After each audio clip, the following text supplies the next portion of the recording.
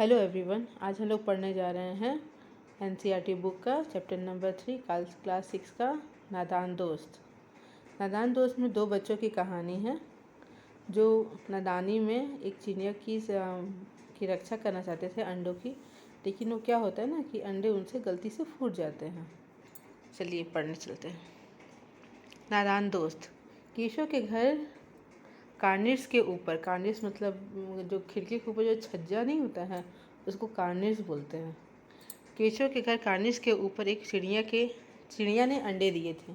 केशव और उसकी बहन श्यामा दोनों बड़े ध्यान से चिड़िया को वहां आते जाते देखा करते। सवेरे दोनों आंखें मलते कार्निस के सामने पहुंच जाते और चिड़ा और चिड़िया दोनों को वहां बैठे पाते। उनको देखने में तो दोनों बच्चों को तो ना जाने मालूम क्या मज़ा मिलता। दूध और जलेबी की सुध भी ना रहती और दोनों के दिल में तरह तरह के सवाल उठते। अंडे कितने बड़े होंगे, किस रंग के होंगे, कितने होंगे, क्या खाते होंगे, उनमें से बच्चे किस तरह से निकल आएंगे, बच्चों के पर कैसे निकलेंगे, घोंसला कैसा है। लेकिन इन बातों का जवाब देने वाला कोई ना था। ना अम्मा, ना उनके घर में कोई काम धंधे से फुर्सत नहीं थी और ना बाबूजी जो पढ़ने लिखने से। दोनों बच्चे आपस में ही सवाल जवाब करने अपने दिल की तसल्ली लिए करते थे। पहले के समय में क्या, तो पहले के समय में तो मोबाइल रहता नहीं था, उतना कोई जानकारी रहती नहीं थी। वो लोग अपने आप में ही सवाल पूछते रहते थे कि अंडा कैसा होगा, कितना बड़ा होगा, कितने ये होंगे, उसका घोंसला कैसा होगा, है ना, अंडे के बच्चे अंडे क्या खाते होंगे, चिड़िया क्या खाती होगी। अभी के समय में क्या हम लोग क्या है, हम लोग को सब कुछ मोबाइल में पता चल जाता है ना। अब पेरेंट्स के पास जाओ तो पेरेंट्स के पास भी इतना फुर्सत रहता है कि बच्चे को बता देते हैं, लेकिन पहले के तो पेरेंट्स को बहुत ही काम रहता था ना, तो वो उतना नहीं बता पाती थी। उनकी मम्मी जो थी उतना नहीं बता पाती थी। बेचारे अपने आप में ही सवाल करते थे और उसका जवाब ढूंढने की कोशिश किया करते थे। श्यामा कहती, क्यों भैया, बच्चे निकल के फुर से उड़ जाएंगे। केशव विद्वानों जैसा गर्व से कहता, नहीं रे पगली, पहले पर निकलेंगे, बगैर परों के बेचारे कैसे उड़ेंगे। श्यामा, बच्चों को क्या खिलाएगी बेचारी। केशव इस पेचीदा सवाल का जवाब कुछ न दे सकता था। सब आपस में लोग उसी के बारे में बात करते रहता था कि कैसा पहले पर निकलेंगे, कैसे उड़ेंगे, क्या खिलाएगी। और दोनों तो बच्चे ही थे, दोनों के पास इसका कोई जवाब नहीं रहता था। इस तरह 3-4 दिन गुजर गए। दोनों बच्चों की जिज्ञासा दिन दिन बढ़ती चली जाती थी। अंडों को देखने के लिए वे अधीर हो उठते थे। अधीर मतलब एक्साइटेड हो उठते थे। जिज्ञासा जिसमें उनको पेशेंस ही नहीं रहता था, उनको मतलब देखना है तो देखना ही है। उन्होंने अनुमान लगाया कि अब जरूर बच्चे निकल आए होंगे। बच्चों के चारों का सवाल अब उनके सामने खड़ा हो गया। अब वो लोग बोलेंगे अब तो अंडे से बच्चे ज़रूर निकलने होंगे। अब वो लोग क्या खाएंगे, मतलब चारा मतलब वो लोग क्या खाएंगे, मतलब चारा मतलब खाना, वो उनके समझ में नहीं आ रहा था कि अरे बच्चा लोग निकल गया और अंडा से अब क्या खाएगा। चिड़िया बेचारी इतना दाना कहाँ कहाँ पाएगी, सारे बच्चों के पेट कैसे भरेगी। गरीब बच्चे भूख के मारे चू चू करके मर जाएंगे। और चिड़िया के सोचते, चिड़िया इतना सारा अपने अंडा दी है, इतना सारा बच्चों का पेट वो कैसे भरेगी। बेचारी चिड़िया कैसे वो लोग को खाना जुटा पाएगी और बेचारे बच्चे चू चू करके मर जाएंगे। इस मुसीबत का अंदाज़ा करके दोनों घबरा उठे। दोनों ने फैसला किया कि कार्निस पर थोड़ा सा दाना रख दिया जाए। श्यामा खुश होकर बोली, तब तो चिड़िया के चारों के लिए कहीं उड़कर जाना न पड़ेगा ना। केशव, नहीं तब क्यों जाएगी। श्यामा, क्यों भैया, बच्चों को धूप न लगती होगी। केशव का ध्यान इस तकलीफ की तरफ ना गया था, मतलब सब तकलीफ की तरफ चल गया था, खाने का पीने का, लेकिन अब धूप की तरफ तो केशव का ध्यान ही नहीं गया था। बोला, जरूर तकलीफ हो रही होगी, बेचारे प्यास के मारे तड़पते होंगे, ऊपर छाया भी तो कोई नहीं। मेन क्या ना, इतना तकलीफ, धूप का तकलीफ वो लोग जानते थे क्योंकि उस समय गर्मी का समय था। चिड़िया जो अंडा देती है वो गर्मी के समय देती है, अब गर्मी के समय था, इसलिए अब उन लोगों को तकलीफ़ का अंदाज़ा, क्योंकि उन लोगों को भी गर्मी लगता था और कहीं छाया नहीं रहता था जब वो लोग खेलने जाते थे। आखिर यही फैसला हुआ कि घोंसले के ऊपर कपड़े की छत बना देनी चाहिए। पानी की प्याली और थोड़ा सा चावल रख देने का प्रस्ताव भी स्वीकृति हो गई। दोनों बच्चे बड़े चाव से काम करने लगे। श्यामा माँ की आंख बचाकर मटके से चावल निकाल लाई। केशव ने पत्थर की प्याली का तेल चुपके से ज़मीन पर गिरा दिया और उसे खूब साफ करके उसमें पानी भर के ला दिया। अब चांदनी के लिए कपड़ा कहाँ से आए? फिर ऊपर बगैर छड़ियों का कपड़ा ठहरेगा कैसे? और छड़ियाँ कैसे खड़ी होगी? अब ये छाया के लिए कपड़ा कहाँ से लाए? अब कपड़ा कैसे वहाँ पर ठहरेगा?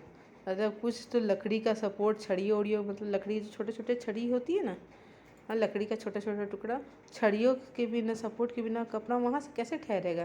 जैसे उसको बच्चा लोग को धूप लगती होगी।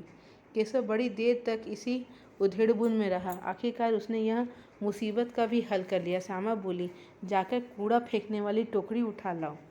अम्मा जी को मत दिखाना। श्यामा, वह तो बीच से फटी हुई है, उसमें से धूप न जाएगी।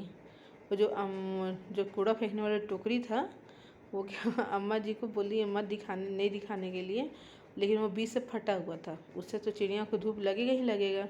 केशव ने झुझलाकर कहा, तू टोकरी ला। मतलब वो तो गुस्सा नहीं रहा, जाओ ना, लाओ ना, ऐसे करके उसी टाइप से बोला, तू टोकरी ला, मैं उसका सुराग बंद करने का कोई हिकमत लगाऊंगा, मतलब कोई जुगाड़ू बुद्धि लगाएगा। श्यामा दौड़कर टोकरी उठा लाई। केशव ने उसे सुराख में थोड़ा सा कागज ठूस दिया और टोकरी को एक टहनी से टिकाकर बोला, देख, ऐसे ही घोंसला पर उसकी आड़ कर दूंगा, तब कैसे धूप जाएगी। और जो टोकरी के बीच बीच में जो उसका छेदा था, उसको क्या किया, उसने कागज़ ठूस दिया और एक टहनी से टिकाकर बोला कि देखो अब कैसे धूप जाएगी, ऐसे हम उसको वहाँ पर सपोर्ट कर देंगे। श्यामा ने दिल में सोचा, भैया कितने चालाक हैं। गर्मी के दिन थे, बाबूजी दफ्तर गए हुए थे। अम्मा दोनों बच्चों को कमरे में सुलाकर खुद सो गई थी, लेकिन बच्चों की आंखों में नींद कहाँ। अम्मा जी को बहलाने के लिए दोनों दम रोके मतलब एक्टिंग करने लगे सोने का, कि एकदम बेसुध होकर सो गए, आंखें बंद किए, मौके का इंतज़ार कर रहे थे। यूं ही मालूम हुआ कि अम्मा जी अच्छी तरह से सो गई। दोनों चुपके से उठे और धीरे से दरवाजे की सिटकिनी खोलकर बाहर निकल आए। जैसे उसकी मम्मी सो गई, धीरे से सब कोई उठा और धीरे से दरवाज़ा खोला और बाहर निकल आए। वो सारे बच्चे करते हैं। हाँ, अंडों की हिफाजत की तैयारी होने लगी। केशव कमरे से एक स्टूल उठा लाया, लेकिन जब उसने काम न चला, एक स्टूल से खिड़की के ऊपर का छज्जा तक आदमी कैसे पहुँचेगा? नहीं पहुँच सकेगा, इसलिए अब स्टूल से तो पहुँच नहीं पाया, वही बोल रहा है। लेकिन जब उससे काम न चला तो नहाने की चौकी लाकर स्टूल के नीचे रखी। तो नहाने वाला जो चौकी होता है तो सब बड़ा रहता था, उसी को ले आके स्टूल के नीचे रखा और डरते डरते स्टूल पर से चढ़ा। श्यामा दोनों हाथों से स्टूल पकड़े हुए थी। स्टूल चारों टांगों पर बराबर न होने के कारण जिस तरफ ज़्यादा दबाव पड़ा था, ज़रा सा हिल जाता था। अब श्यामा की छोटी बहन और उसका बड़ा भाई छज्जा पर चढ़ा हुआ है स्टूल के ऊपर।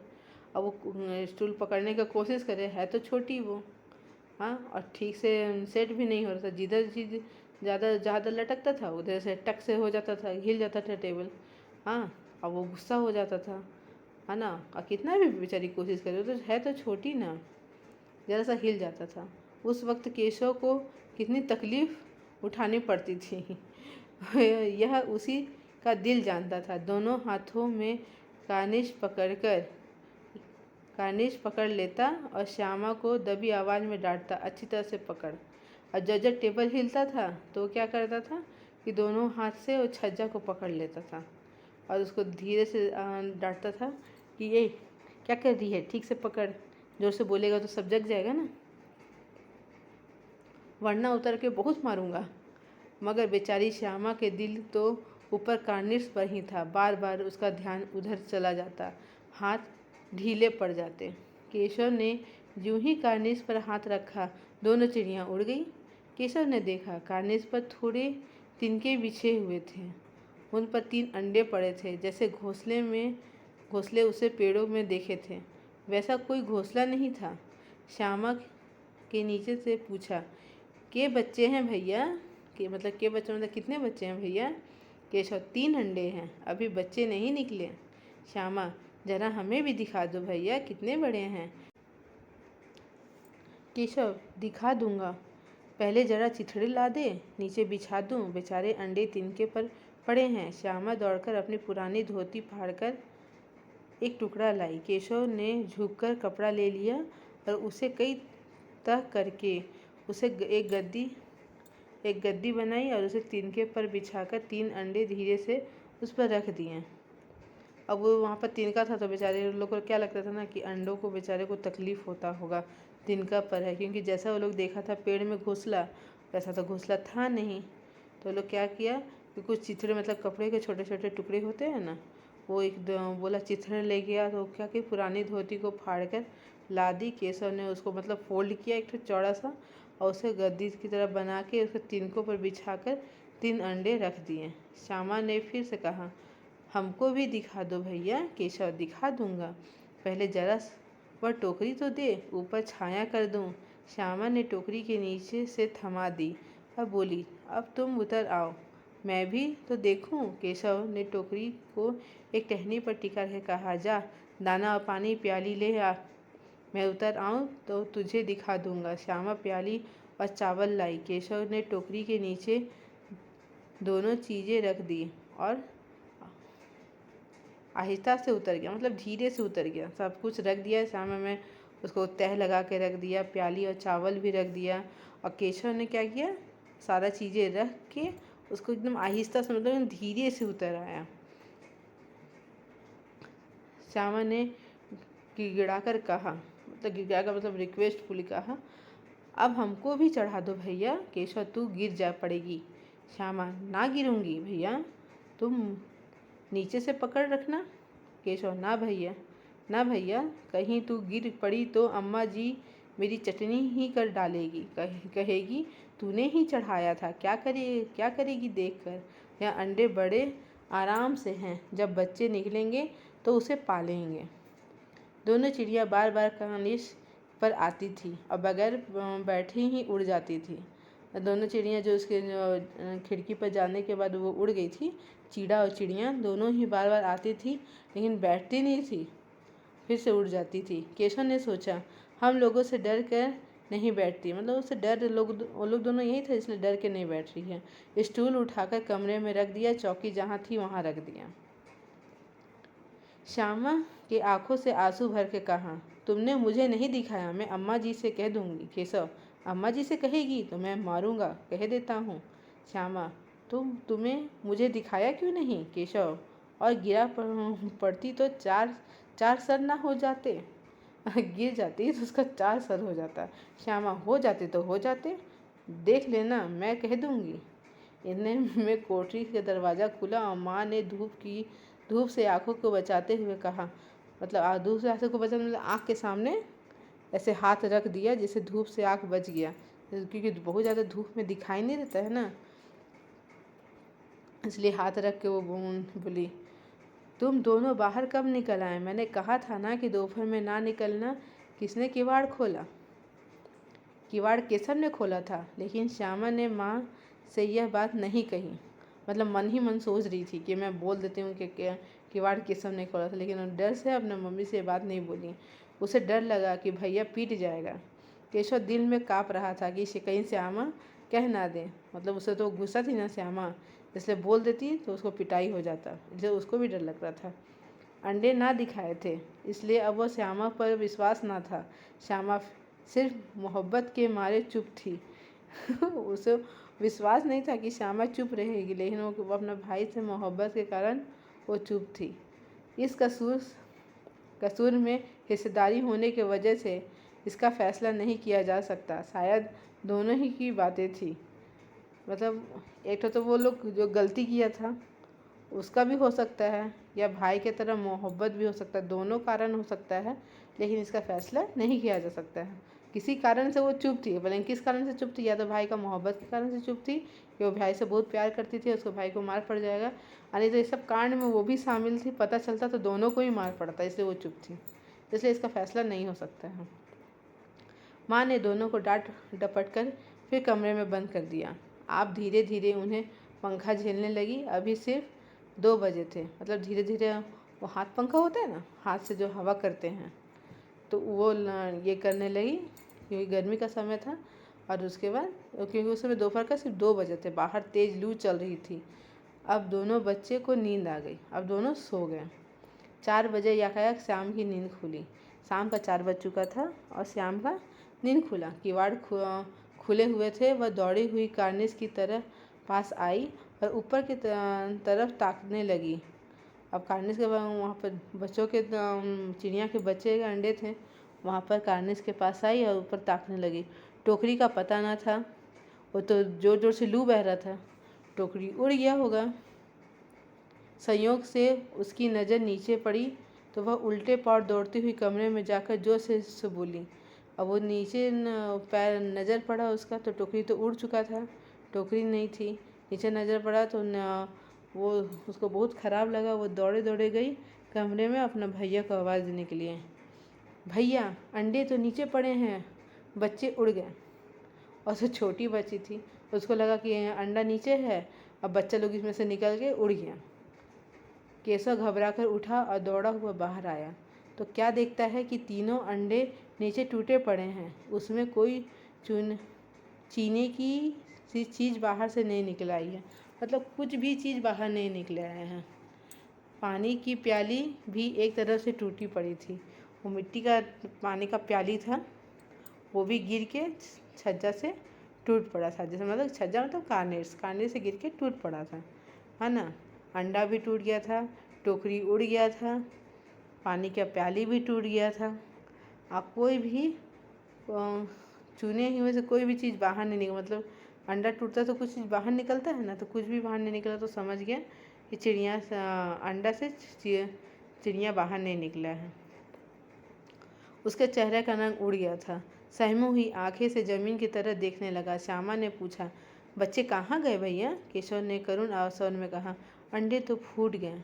श्यामा, और बच्चे कहाँ गए? केशव, तेरे सर में देखती नहीं है, अंडे में से उजला उजला पानी निकल आया है, वही तो 2-4 दिन के बच्चे बनाए जाते हैं।